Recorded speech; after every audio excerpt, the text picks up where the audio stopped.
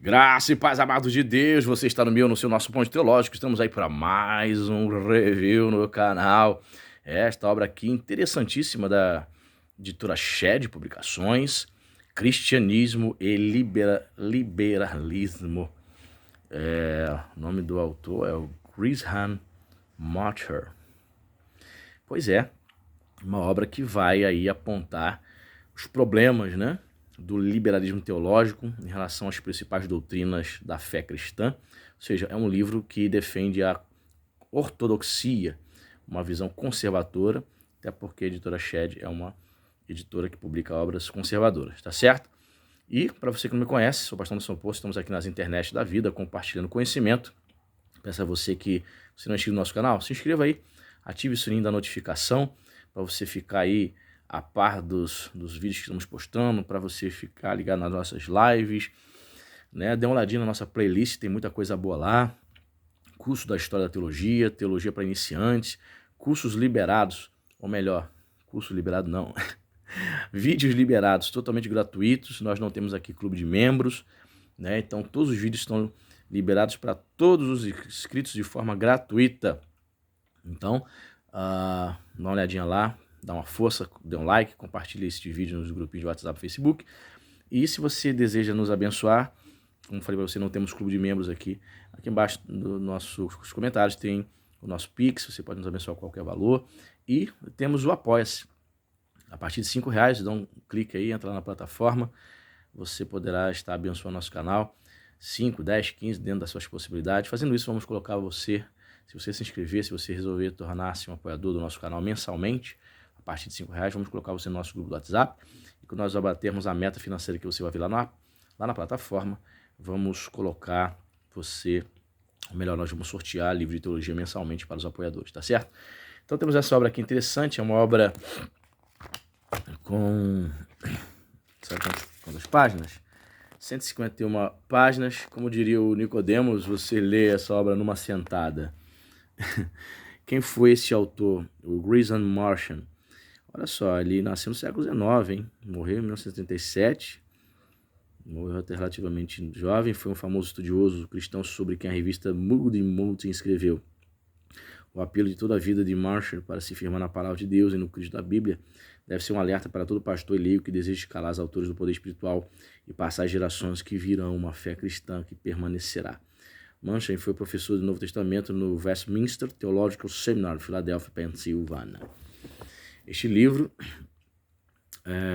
escrito como resposta ao liberalismo que surgiu no início do século XX, é uma defesa clássica do cristianismo ortodoxo. Fica comigo até o final do vídeo, que vamos ler o sumário também, tá? E um trecho, o que ele fala sobre Cristo.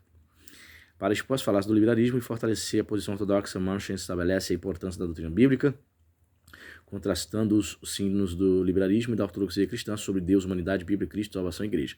Essas questões permanecem em conflito ainda hoje, testemunhando a contínua relevância desta importante obra. Então, eu ver, uma obra do início do século XX, o cara morreu em 37, mas o tema ainda continua pertinente e relevante para hoje, tá? Prefácio.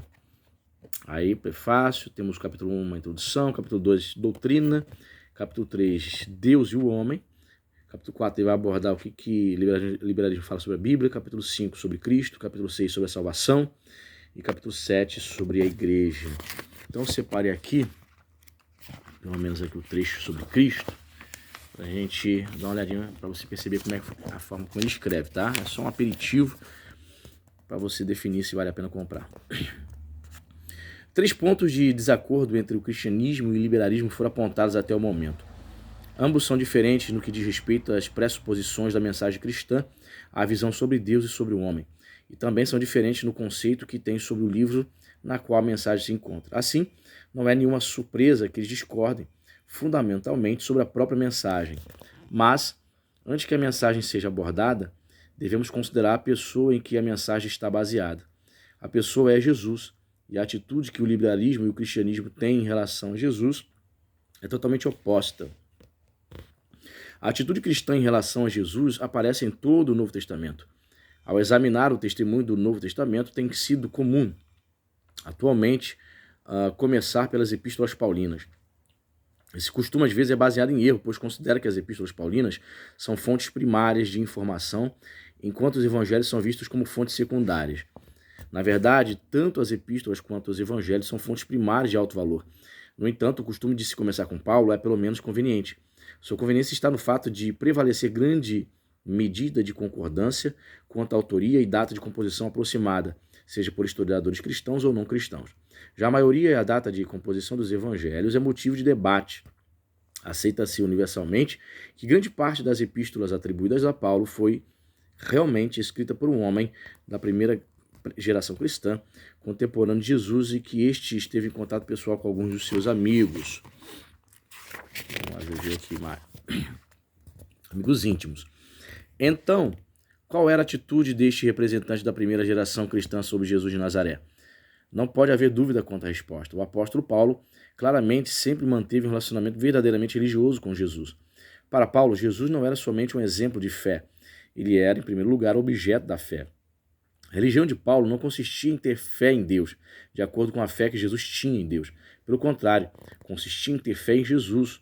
Com certeza, um apelo ao exemplo de Jesus não está ausente das epístolas paulinas e também não estava ausente da própria vida de Paulo. Em Paulo, o exemplo de Jesus não pode ser encontrado somente nos atos da encarnação e da expiação, mas também na vida diária de Jesus na Palestina. Exageros quanto a isso devem ser evitados.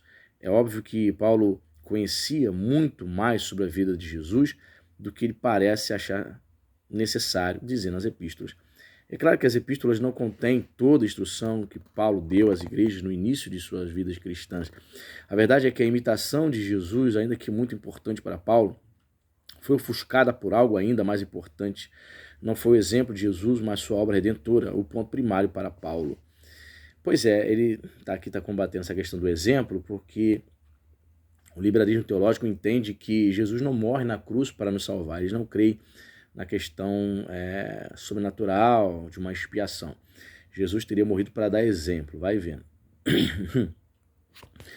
A religião de Paulo não era primeiramente uma fé em Deus como a fé de Jesus, era uma fé em Jesus. Paulo, sem reservas, confiou a Jesus o destino eterno de sua alma. É isso que queremos dizer quando falamos que Paulo permaneceu em relacionamento religioso com Jesus. E em relação ao que ele falou sobre os liberais, né, darem ênfase ao corpus paulinos, ou seja, ao corpo paulino, né, de suas epístolas, foi porque, assim, de fato, as epístolas paulinas foram escritas primeiramente, né?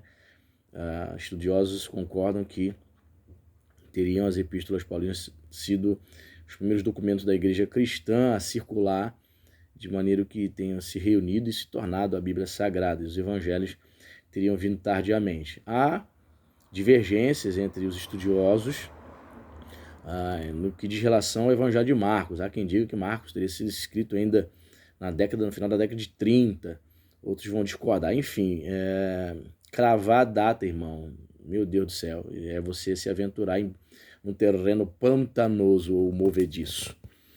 Contudo, Paulo não foi o primeiro a estar nessa relação religiosa com Jesus. Evidentemente, neste ponto decisivo, ele estava simplesmente dando continuidade ao relacionamento com Jesus estabelecido por aqueles que eram cristãos antes dele. Aí você pode parar o vídeo aí, para você poder ler o restante. Passo para outra página também, para você, se você assim desejar, parar o vídeo para ler o restante dessa outra página. Tá vendo? Aí você pode ter uma noção, acho que já deu para você ter uma noção a respeito dessa obra. Ele vai falar sobre o homem, sobre a questão soteriológica, que é algo complicado também. Ele vai falar sobre a questão da igreja, o pensamento liberal acerca da igreja. É interessante essa obra, né? Então é importante, além, né, do indivíduo conhecer, saber o que ensina, né, o liberalismo teológico, ele precisa também aprender a refutá-lo. Tá certo? Dê o like aí, diz pra mim se você conhecia essa obra, se está no seu radar. Eu acho que vale a pena, é uma obra em conta e que vai trazer essa pegada aí apologética, tá certo? Deus abençoe e até a próxima!